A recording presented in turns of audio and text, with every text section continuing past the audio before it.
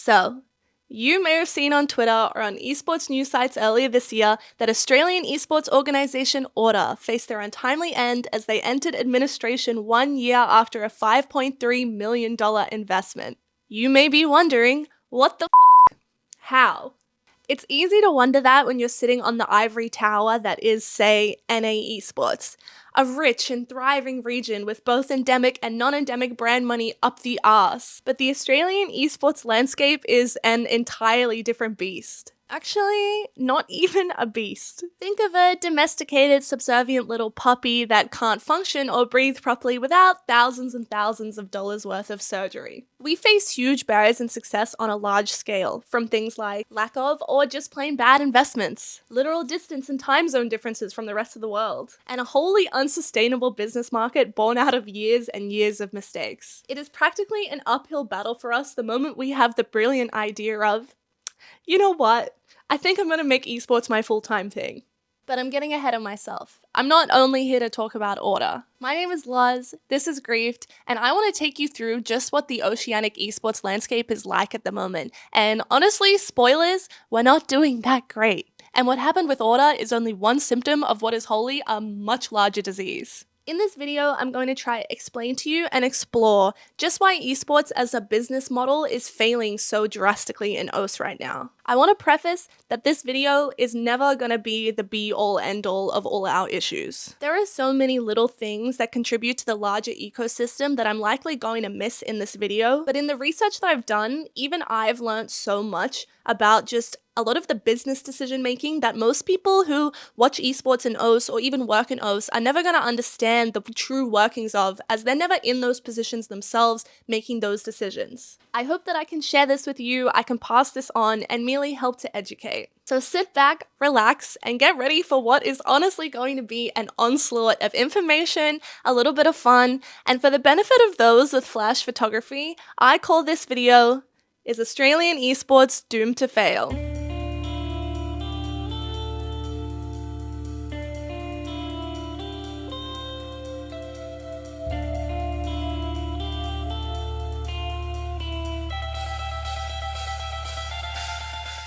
Let's begin with why you clicked on this video in the first place.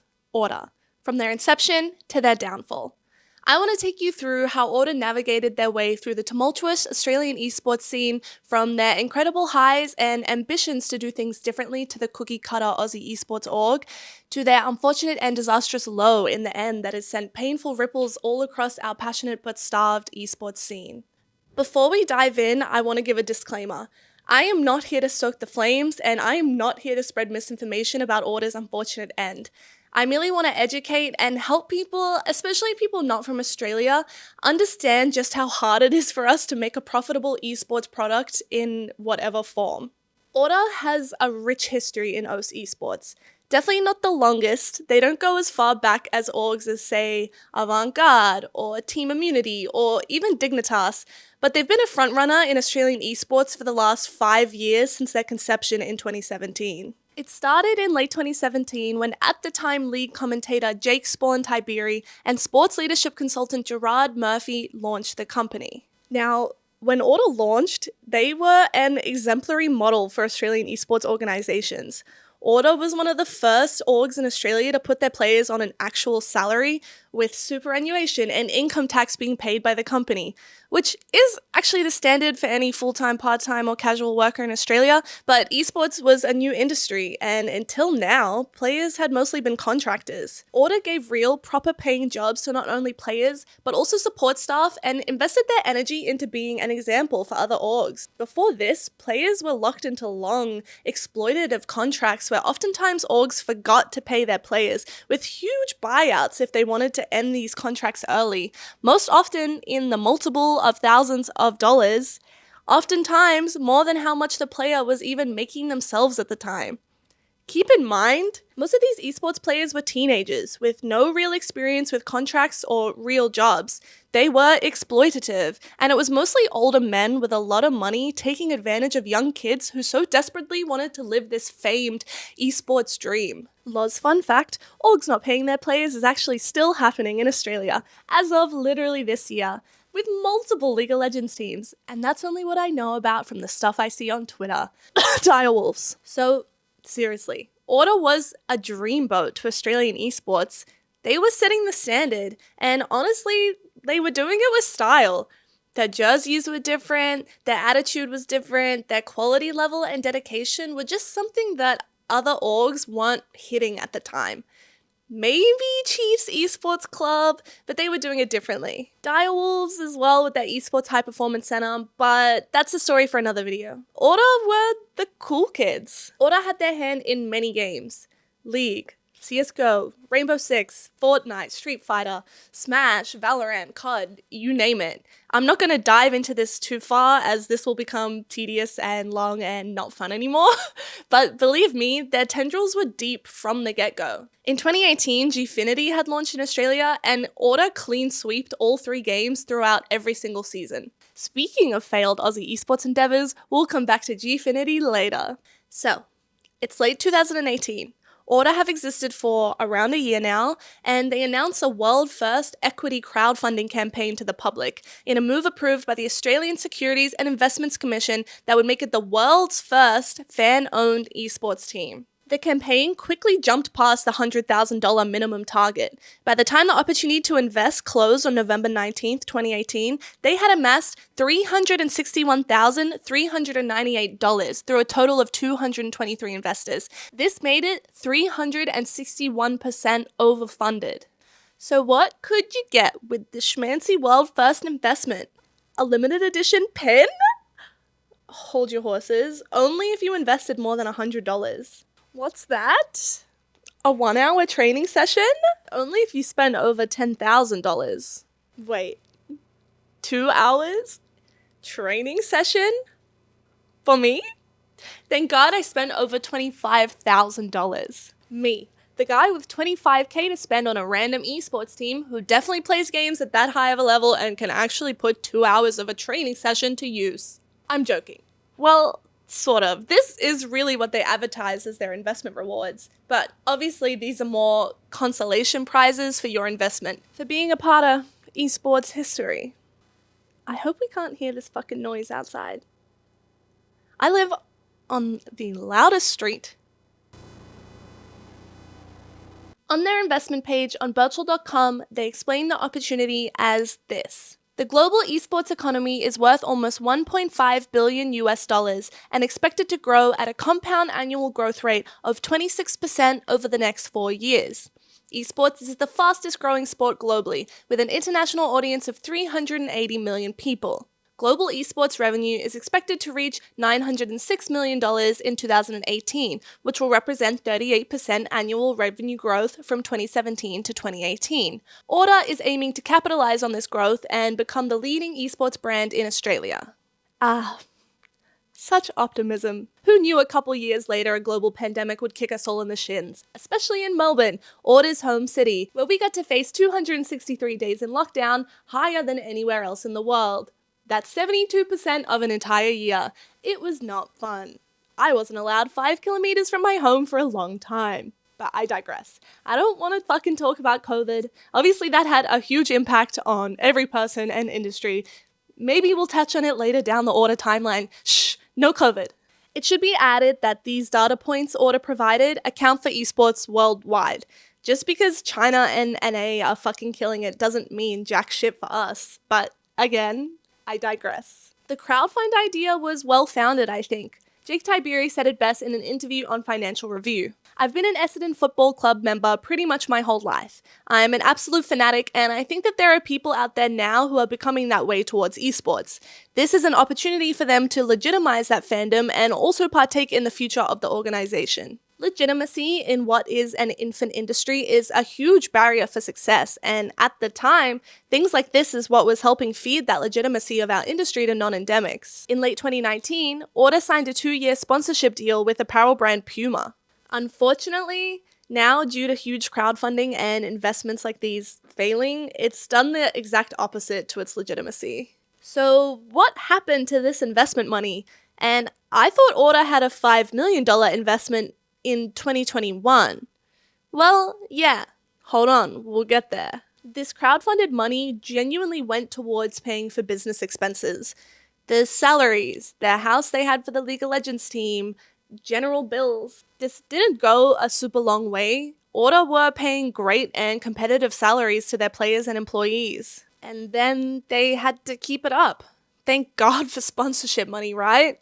Order had Alienware and Logitech later. They eventually moved the player house as well, an hour out of Melbourne in a much more affordable area. They did what most Aussie esports orgs did and do, and survived, thanks to sponsors. Oh fuck, it's 2020. Okay, fine, I'll talk about COVID. The Australian esports industry basically had to stop entirely. Our lockdown laws were tight here, again, especially in Melbourne where a large majority of our industry members live. The new Order House was ages away out of Melbourne CBD. They had a content creation guy, but you weren't allowed to go to people's homes or more than 5 kilometers from where you lived. When you're an esports org and what you're essentially selling is a content pipeline, you're trying to be a marketing tool, not being able to do anything to accomplish that basically just stops your ability to execute your sponsorship deliverables, and then you get to hemorrhage all your money. The only money you're likely making at the time, as many tournaments are now cancelled and you can't earn prize money either. This really was the beginning of the end of what was the original Order, before the rebrand and before the investment. Alright, here we go. We're at the big juicy part now. We're at that big boy millions of dollars of investment part. In April of 2021, Order announced that they had closed a $5.3 million investment, $4.12 million in USD.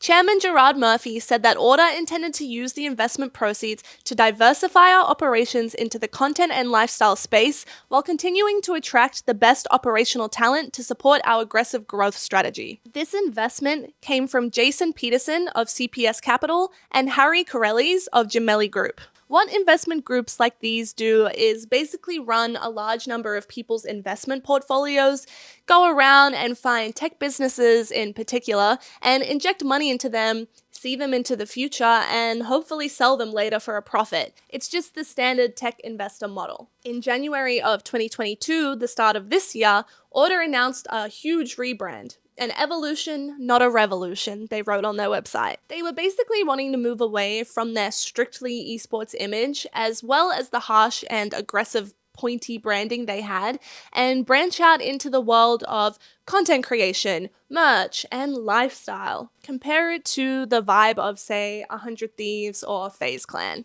They signed streamers, they created their own merch in-house without Puma, and established their sister company, Disorder.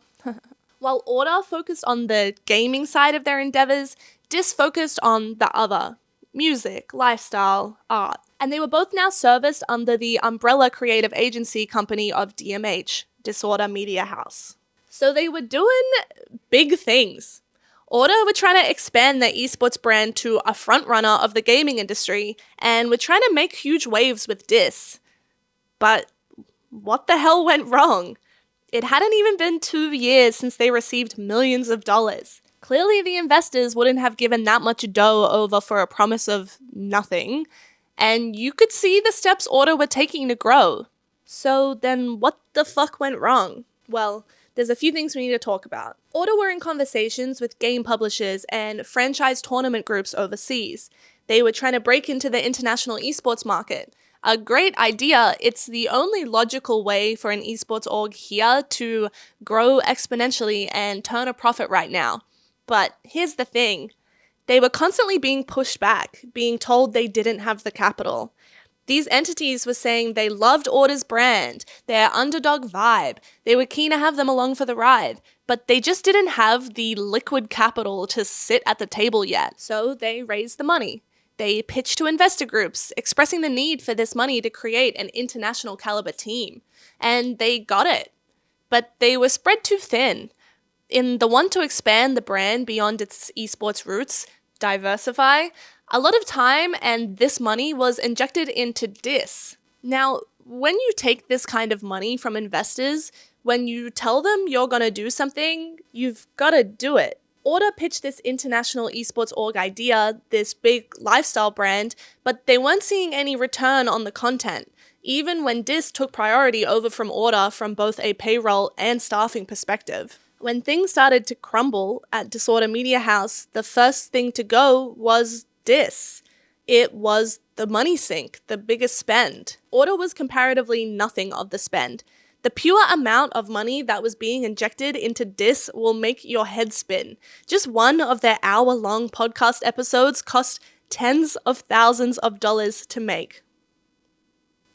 Now, let's take a look at the world economy right now. Gemelli Group had obviously put in a pretty significant amount of money, and they were always going to need to go and find more money eventually.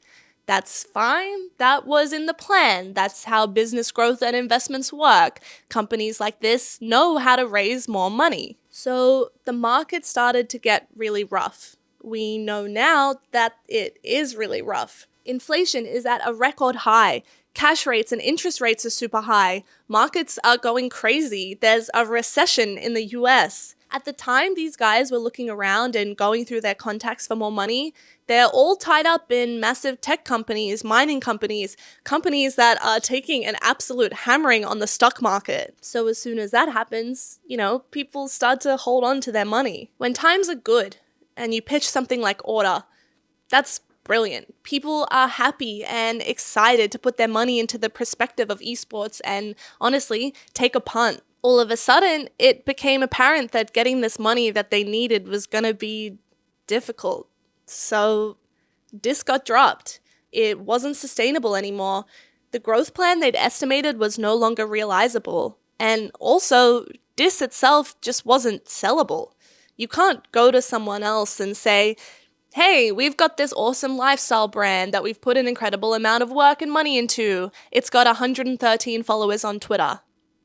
Buy it? Here's the thing. Everybody looks at Order and goes, how the fuck did this explode?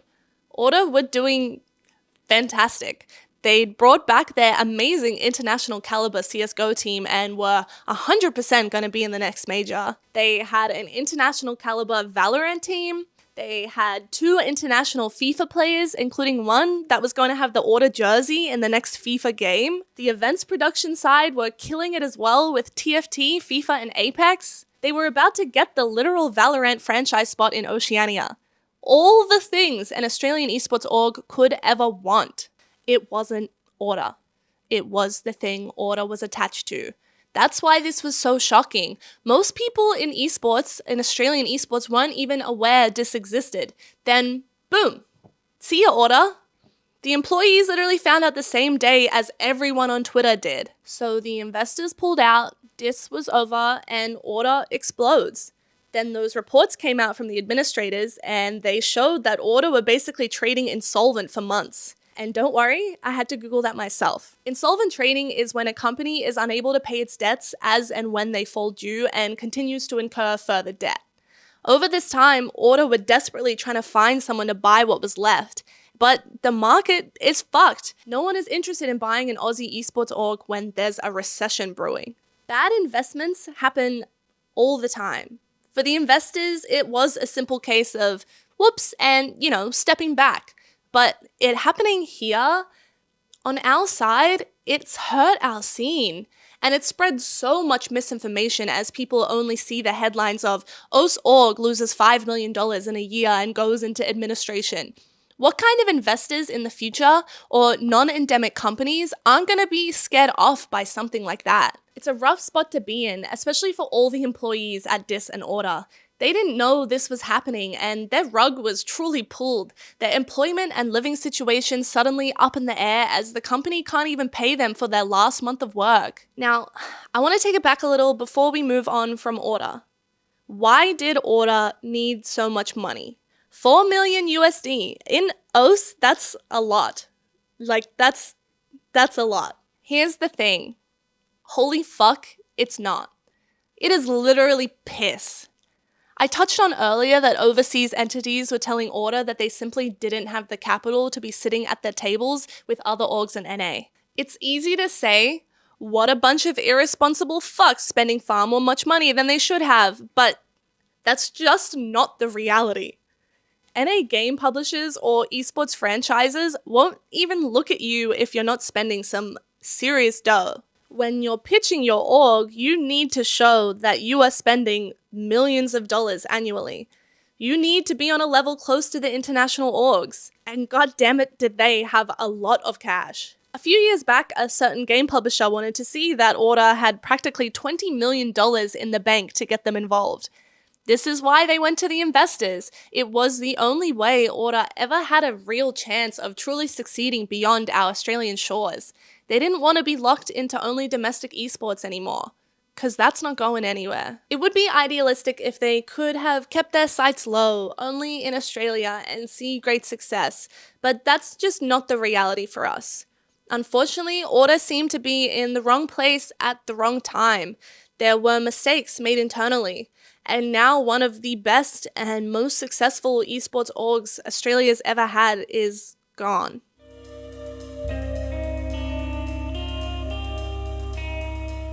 Let's go, ladies. Alright guys, gather round.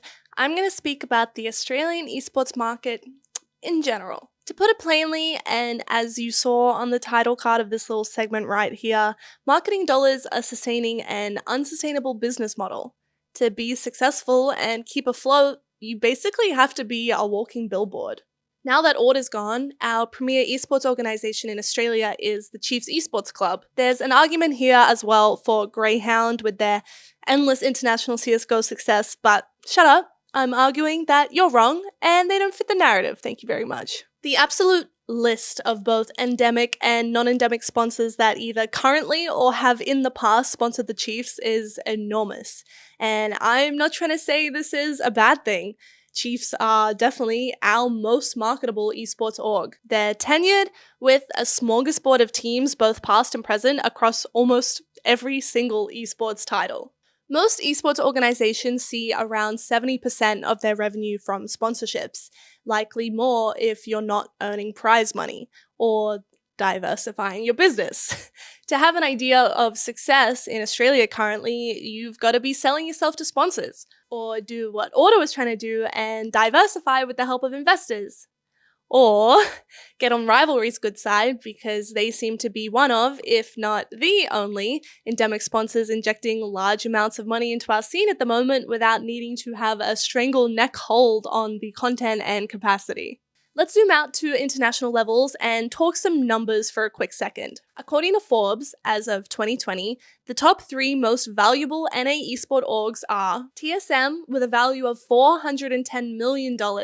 Their estimated revenue is $45 million, with their revenue from esports being only 50% of that number. Next is Cloud9, valued at $350 million with an estimated revenue of $30 million, and 70% of that revenue being from esports. Third is Team Liquid, $310 million value, $28 million estimated revenue, with 89% of that revenue from esports. Since then, in just 2 years, TSM is now worth $540 million, a jump of 32%. But this itself isn't what I want to be focusing on. TSM are the highest earning esports organization in the world, and just 2 years ago, only half of their entire yearly revenue was coming from esports itself. Diversity, people, and not the lefty kind. I'm going to pull heavily from this Forbes article titled The Most Valuable Esports Companies 2022, as this isn't a university essay and I'm not going to get docked points or told I'm plagiarizing, and they worded better than I could. The top 10 esports orgs are now worth an average of $353 million, up 46% from 2020, but most are rapidly diversifying their businesses as they face down the industry's challenges. What are these challenges? Well, thank God, Forbes has answered them for us further in the article. Teams face a number of challenges from all directions. Media rights revenue hasn't caught up with viewership numbers, in no small part because of a lack of competition, with Twitch and YouTube still the only platforms all that interested in esports content. On top of that, Talent is getting considerably more expensive, with players of the game Valorant able to demand as much as $30,000 USD a month, according to industry insiders. And we all know there's many players making much more than that. Teams are also constrained in how they can make their money because they don't own the intellectual property of the games they compete in. They can't, for example, sell a special gun in Call of Duty without the consent of the game's publisher, Activision Blizzard. That's a key difference with traditional sports where no one owns the idea of, say, baseball. And while team sponsorships can be lucrative, other revenue streams often have low margins. A single tournament can yield hundreds of thousands of dollars in prize money, but almost all of it goes to the players. Most of the ad revenue from a streamer's videos is returned to the streamer. There's a broad-based agreement that esports as a standalone doesn't work as a business. Isn't it at least a little comforting that esports worldwide is having to deal with these difficulties as well? Not really. At least they have an entire market there to diversify into. In OS, we are simply lacking the ability to diversify. We don't have the market. So sponsorship money is what keeps us afloat. Barely. It's all cyclical. Not enough money means people can't get paid, means there's not enough people to make the industry work full time, means there's not enough events, means there's less viewership, means there's less reason for anyone to care about OS over other English-speaking regions, means there's less capacity for sponsors to get involved at a meaningful level, means there's not enough money. And yes, beatings will continue until morale improves. Oh, hold on guys. It's time to be real. The most important thing for me with Grift is that I'm always making content that feels authentic and genuine, and I'm not just doing it as some sort of cash grab. Now don't mind me while I ask you for some cash. We've just launched a Grift Patreon as a way for me and my team to make more and better content. Currently, this is all a passion project for me, and I honestly haven't made a single dollar. If you like our content and you want to see more creative esports content, then please consider subbing to us. We have 2 tiers. We have a $5 USD tier and a $20 USD tier. The $20 tier is just a support tier if you have that extra bit of cash. Do not feel required to ever give us that much money. I just want to make as much authentic and entertaining as possible esports content and make sure that we're paying every single person we work with every time. And with your help in supporting our Patreon, this will be something we'll be able to do. Head to patreon.com/grieft if you're interested. Once you're subbed, you'll see we have a backlog of BTS, we have unused footage, we have bloopers, basically all the kind of stuff you can expect to get whenever you support a small business on Patreon. Thank you very much for watching and supporting the video. Now let's go back to Otherlaws with her endless stream of pessimism that she's lavishly swimming around in. Yay. Let's move back into my opinion and away from some real facts and figures. Bring it back down to the national level as well. So what about when it's not those marketing dollars propping up a team or org? Emphasis on propping up because these orgs and teams I'm about to talk about did not have a stable foundation. There was almost this, and I hate to use this word, there was almost this plague a few years back. A horrid, termite-infested plague of bootleg esport orgs popping up. These orgs mostly seem to come out of individuals investing their own funds in the short term. I'm going to call this the business plus ignorance in esports phenomenon. It was people who had money individually, were either a fan of esports themselves, or read one of those delicious reports saying, "The global esports economy is worth almost $1.5 billion US and expected to grow at a compound annual growth rate of 26% over the next 4 years." And thought, why don't I start an esports team? Me. Most of these orgs had maybe one team of players. Oftentimes it was the person who started it and their friends, just having some fun. Maybe they had enough money to pay a group of semi-pros. There was one notable-ish org that started through the money given to the owner by their extremely wealthy father, who quickly overspent on enormous salaries and big promises, and was very loud on Twitter while they did it, until their dad pulled out the money when they saw no real return was being made on this investment. The owner also tweeted a year later that they were so tired of being rich because they're sick of their dad's high expectations. I'm gonna channel my inner ContraPoints here and say, super fucking difficult for you, Gorge. But this behavior sums up the kinds of egos that people came in thinking that esports is going to be some sort of get-rich-quick scheme. It's like we're a walking multi-level marketing company out here, and these people think they're going to be at the top of the fucking pyramid. Hey, hun, I saw you're unemployed now, but how would you like to earn some serious cash while working from home? I can show you how. Be a CEO and own your own company. Become an esports boss babe today. PM me and ask me how. But these teams kept popping up.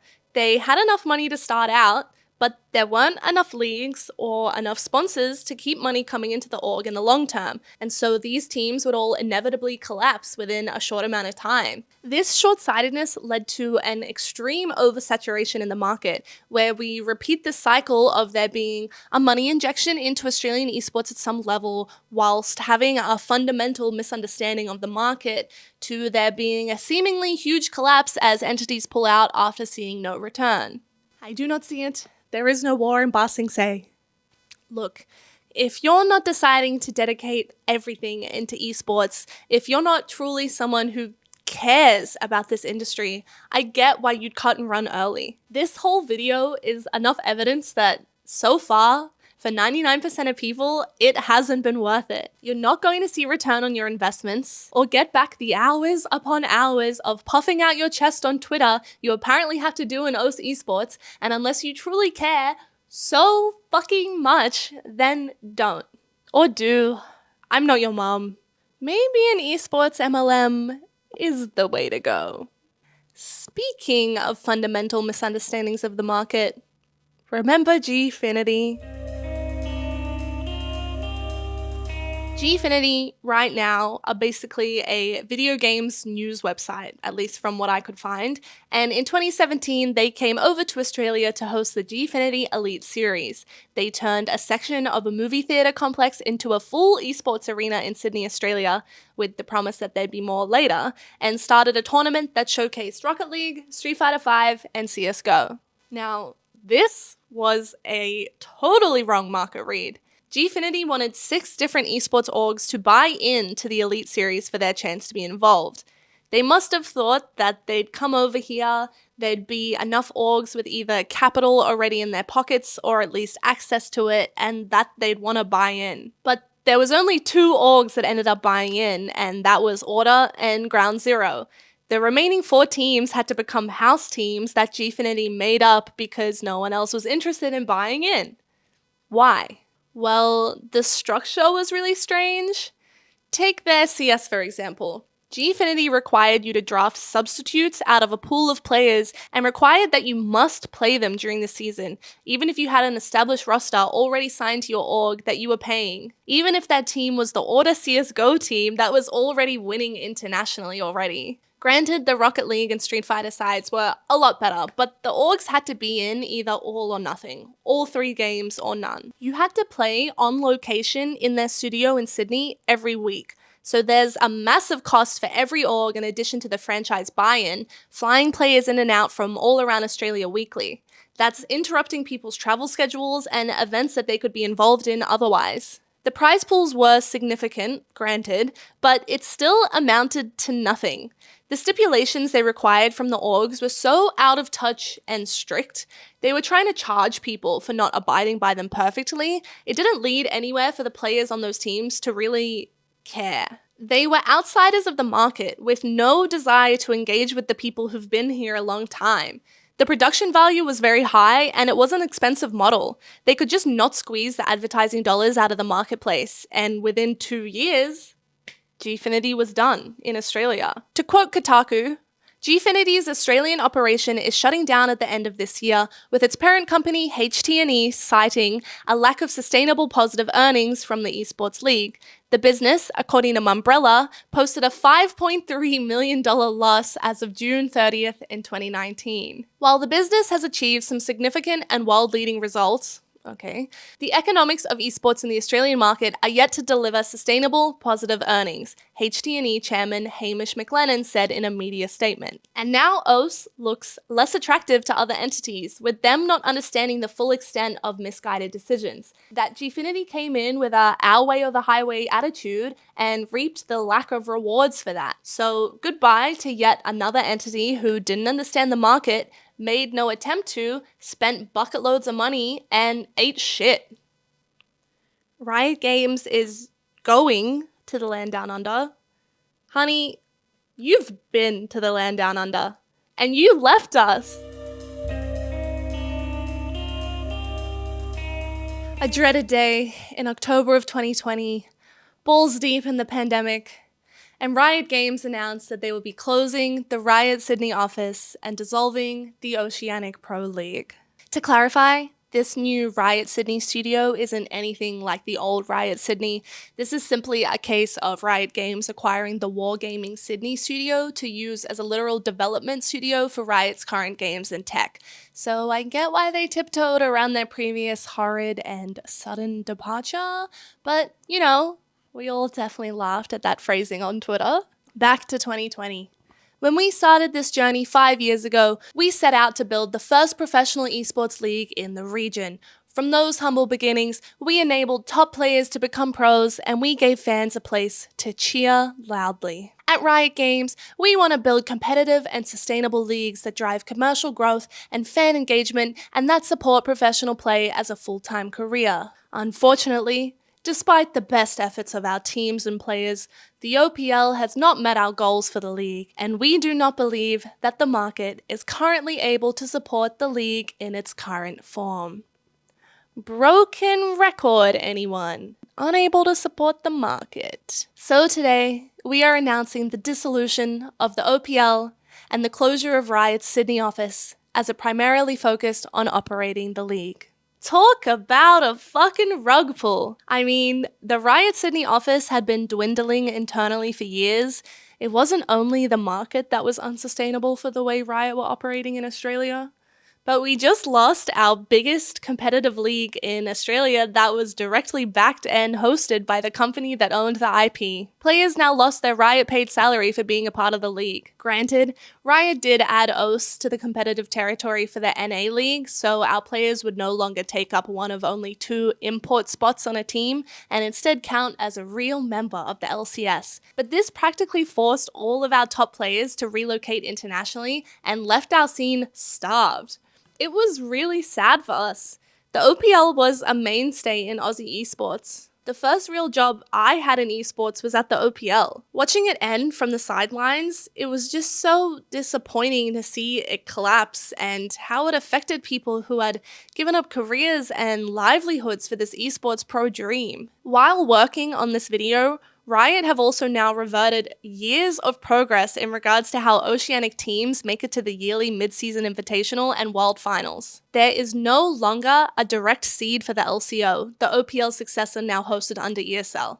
Instead, we'll have to compete in the Pacific Championship playoffs to even hope to make it through to the real event, though we'll have 2 seeded O squads there instead of the usual 1. Esports reported hearing from several sources that Riot wanted to pull a similar move this time last year, but just struggled to justify the changes off the back of Pentanet's incredible run at MSI 2021 and Piece's strong showing at Worlds. While recording this as well, Riot has also made huge changes to the way TFT is running in OS right now, including removing the live broadcast, so no one can watch the games anymore unless you want to co-stream it, but, you know, what the fuck does that do?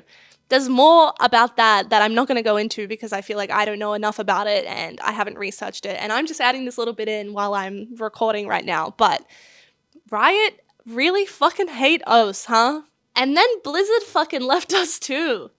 I mean, they kind of left first, and they weren't really ever here like Riot was, just their tournament. Also, you know, that's okay. We don't need any more bro culture in Australia. We have enough of that here already. Violence against women. Australia says no. Maybe that's why they left. I mean, the Overwatch League had a sea of issues which contributed to its ultimate downfall as an esport. I'll quote the old reliable Kotaku here. When the Overwatch League was announced in 2016 and set to launch the following year, due to unexpected circumstances, it was quickly delayed to 2018. Several orgs pulled out of Overwatch competitive scene entirely due to complications with the Overwatch League, who would shut down other startup competitions, and alongside having a rumored $20 million entry fee for teams. Plus, what sort of advertisers and sponsors would want to help fund a league when all this is happening? Overwatch League wasn't even attainable for us in Oz anyway. Overwatch League was franchised, and with that aforementioned $20 million entry fee, yeesh. Order tried, but we had contenders, and it was uninterrupted for like 2 years. In 2019, the prize pool was $100,000 USD, practically doubled from the year before. And then Blizzard took a fat shit on OS, really paving the way for Riot to do so the following year, announcing that participating teams will be reduced across all regions from 12 to 8, except in North America, and that this change is expected to increase overall competitiveness in the scene. Competitive. Why do I keep adding an extra syllable? Competitiveness. Okay, let's do that one again. And that this change is expected to increase overall competitiveness in the scene. So that fucked off, and now yay. We have a prize pool that is being reduced by 75%, and teams have to get through opens or trials, or contenders to playoffs, and because of COVID, can't attend an Asian LAN event. These huge gaming IPs, Riot Games, Activision Blizzard, no longer interested in esports. The last few years have honestly felt like a slippery slope, or really a landslide. So incredibly regressive for what is worldwide a booming industry. What are we even supposed to do? You know, grassroots can only get you so far.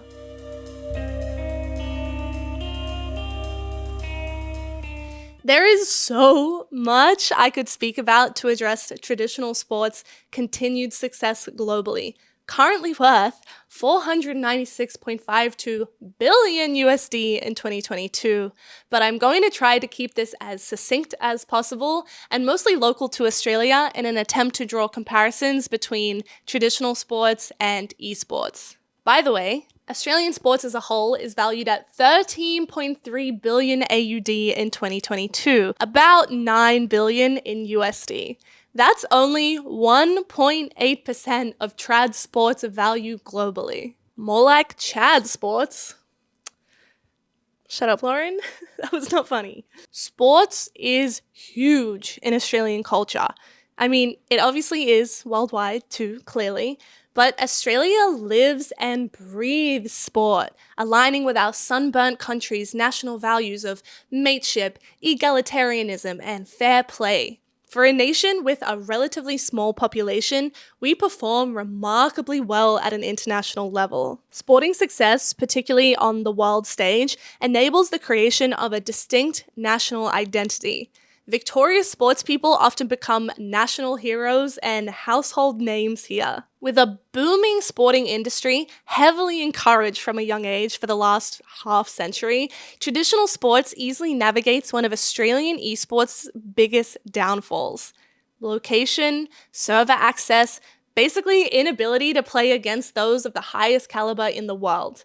With constant top-level leagues of every sports game imaginable happening in Australia, we're constantly consuming and supporting a swathe of some of the best athletes in the world. We see these people compete on TV and locally. We root for them. We barrack for our favorite teams. And most of these leagues are contained within Australia, at the local RSL or the footy field or your city's main stadium seating tens of thousands. You can sit and consume sports at a multitude of levels in a multitude of ways. In Australian esports, we don't have this open buffet of leagues and tourneys ranging from the upper echelon to the amateur, open for consumption whenever we turn on the TV. And the now few notable leagues we do have are fighting to win to go compete internationally. The winners of the AFL Grand Finals don't get seeded into an international competition against every other competing country in the world. They're just the Grand Final winners and are celebrated as such. There are obviously differences in more international sports like, say, cricket or soccer, but generally those are formed as Australian teams, and the buffet for locally contained leagues is still right here for us to stuff our bellies with. We watch local esports and they win. Yay! But now they're off to compete internationally. And unfortunately, most of the time, we don't fucking do well. So now we're disappointed, but we're fans of esports, so we consume the rest of the tournament and we barrack for a Korean team or a European team. There's a glass ceiling we experience, and it makes it hard for casual consumers of esports to really get behind an Australian team. In trad sports, these teams have been around for decades.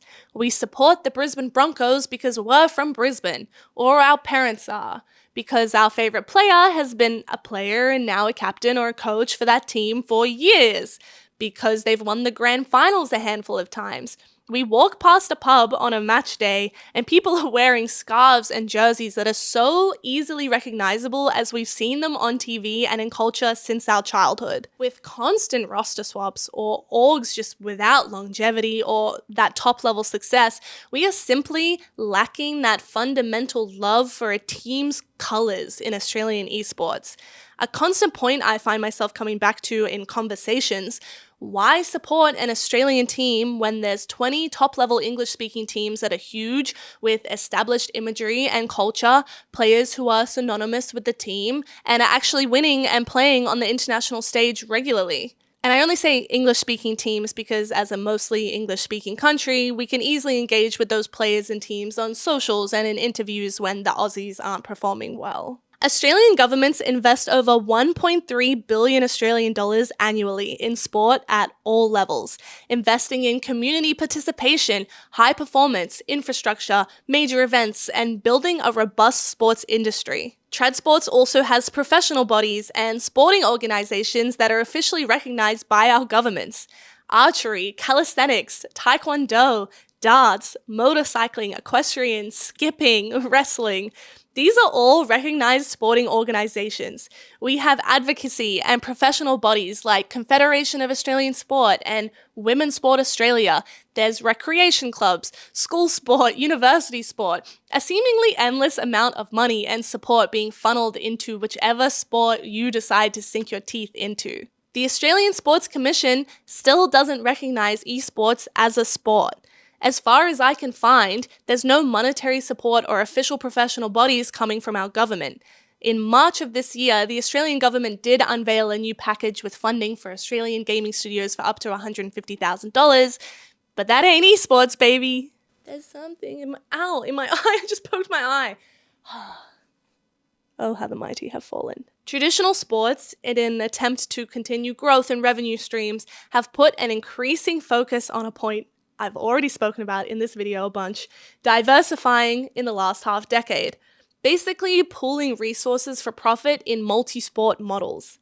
In a 2018 report by Jonathan Harris for SRI, an executive search and consulting firm, he says, "The extremely competitive Australian sponsorship market and ethical dilemmas surrounding pokie machines or leagues clubs distributions have pushed the more progressive clubs and teams in Australia to seek new revenue streams in analogous and complementary areas of business. There's now partnered teams or alliances between teams across different games. Basketball and footy, netball and footy, baseball and footy. Basically lots of footy because Aussies really love their footy. By footy, I mean football. And by football, I don't mean soccer. I mean this." Redmond kicked one last week from outside 50 against the Giants, and the Red Dog does it again. We've had AFL matches in China, basketball games too. Australian sports is trying to diversify not only through revenue streams and cross-game, but internationally. There were 3 million viewers for Port Adelaide games held in China in 2017. In comparison to only 2.7 million viewers locally for the 2017 AFL Grand Finals. It should be noted that some of these sports teams also partnered with some of our esports teams. The Adelaide Football Club bought and then owned Legacy Esports for many years before being sold off to Kenga Esports. And the Bombers were a pro league team who took their name from their parent organisation, the Essendon Football Club, which gave us this lovely scene that went a little bit viral where one of our AFL commentators got to flex his out-of-touch boomer aversion to nerds. Essendon's esports team, boys. Andrew Rosie Rose is there, and we love him. And Alan Tiger Roger from France is out as well. We love him. Top laner, Sleeping, and Luch is in there. They're all there. All the boys, the League of Legends. They all look rather unique in their own way. Gadget-type operators. There's some real nerds in amongst them too. Now look at this. This is the Essendon Esports team. And hello, gents. How are you? How charming. Unfortunately, in a country that can be as bogan as ours, basically our version of white trash, this anti-esports rhetoric exists on many levels. The classic nerds who live in their mother's basement stereotype push is alive and well on most of our news and media outlets. Or these athletes are putting their bodies on the line though. All esports players do is sit down and on a computer all day and eat Uber Eats. How could this ever be considered a real sport? How was that? I'm Aussie and I can't even do a bogan but Aussie accent. How do I get super bogan? Or you or these athletes are putting their bodies on the line. On the line. So yeah, we got that fight to get through before we can get some real government support in on all levels. But I hope and I think that we're getting there. Many of our schools and universities have esports clubs now, so as the next generation comes in to making the big boy decisions, I think this naturally will become a mainstay of Australian education in the same way traditional sports has been for a long time. Honestly, this section could make up its own video if I decided to dive in even deeper, but I think I'm just going to stop here. I think you get the point. I've drawn my comparisons between esports and traditional sports in Australia. So, I'm sure you've heard of the IESF. Okay, what about the AESA? Nope. Yeah. Most of us in OS haven't either. Top line, there's the IESF, International Esports Federation. They're an international sanctioning body for esports. There's a lot they do, but mainly they handle worldwide regulation standardization.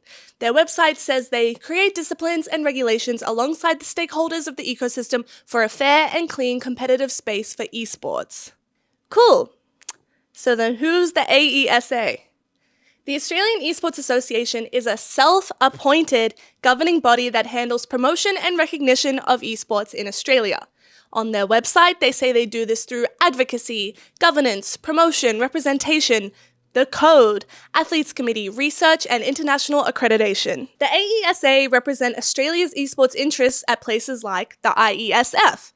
Government officials communicate with and recognize this body unofficially. So the AESA is the people that governments speak to when they want to have esports at, say, the Commonwealth Games. A large issue with this is that there becomes a bottleneck of communication.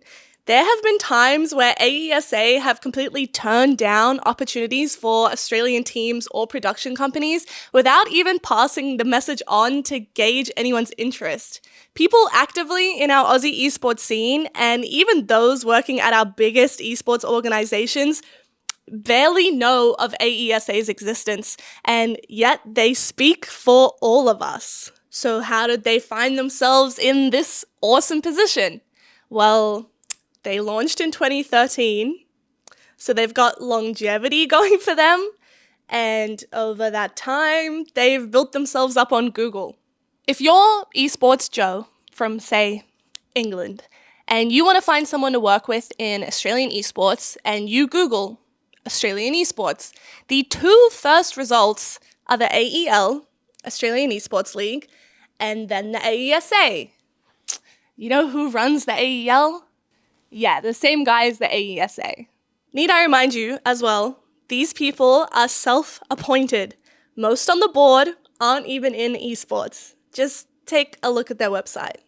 Also, guess what? There are particular people involved here who many of us have watched do extremely questionable things at industry events. But no one can speak out because we're an infant region where valuable job opportunities are scarce and it's your career on the line. And these are the people playing gatekeeper. So these people, who no one who is actively working in the scene day to day actually support or back or even have a crumb of contact with, are the be-all and end-all for large-scale opportunity decision-making for our region. Where's the transparency? Where's the opportunities? We need a board of integrity. I will clarify that this questionable behavior I mentioned It doesn't apply to everyone at the AESA. This isn't a witch hunt for all of them. You know, sometimes you gotta drink the Kool-Aid and believe you've aligned yourself with the right people. For what it's worth, I don't even know most of the people at the AESA. Look, AESA have done some good things. Having a governing body is an important thing to give our scene validity. They've run uni and school leagues, but this gatekeeping behavior and the lack of any sort of communication with those working full-time in the scene, seemingly only inviting people onto their board who are at best esports adjacent, is incredibly out of touch. A self-appointed group of people who, on paper, have great resumes, who have decided, yep, we'll make those decisions for you, thank you very much, just doesn't seem right, does it? So, why haven't they been contested? Where's the other boards? Well, the EGAA also exists as a competitor, Esports Games Association, intended to be an association that was similar to the IGEA, an industry association representing and advocating for the video games industry in Australia and New Zealand, so, you know, game publishers like Riot, Nintendo. But the EGAA is for esports orgs and tournament organizers. Acronym soup. I'm hungry. And confused. But it just never really got moving. And the AESA have been around longer, and Google likes them. Such validity. I'll quickly add, for funsies, the AESA once ran a diversity panel, this time the actual lefty kind, with only white men on it. The only woman scheduled for it pulled out and was replaced by another man. It's not like we're lacking for well-spoken and tenured women in Australian esports, or even just non-white dudes. And I'm not trying to be all fuck white men here. It's just, how do you fuck something that straightforward up that bad? How did no one be like, hold on guys, maybe on the diversity panel, we should have some diversity. It's in the name. You're our governing body and we're looking at you and laughing at you. This kind of stuff is embarrassing. These are the people deciding which opportunities the rest of us get to suckle up like we're some rats scuttling around in the sewer, desperate for just a crumb of fart water. Please, I'm so thirsty. But that's just my opinion.